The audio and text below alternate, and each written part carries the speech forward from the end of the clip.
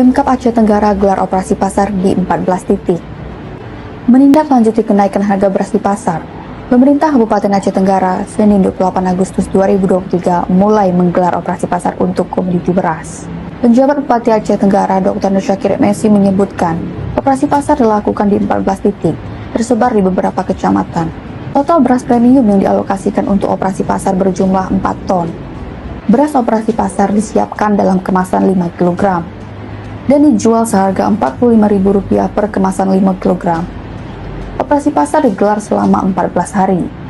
Hari ini kita berada di Pajak Bagi dalam rangkaian acara operasi pasar. Operasi pasar ini dilaksanakan oleh Bulog.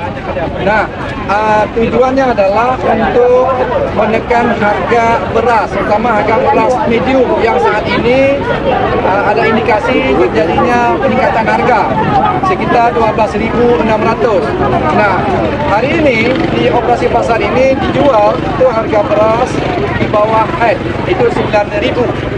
Operasi pasar komoditi beras ini disambut antusias oleh masyarakat. Mariana mengaku sangat terbantu dengan adanya operasi pasar. Berarti merasa terbantu ya Bu? Ya Bu, terbantulah karena agak mahal beras. Tim Liputan Diskominfo Aceh Tenggara.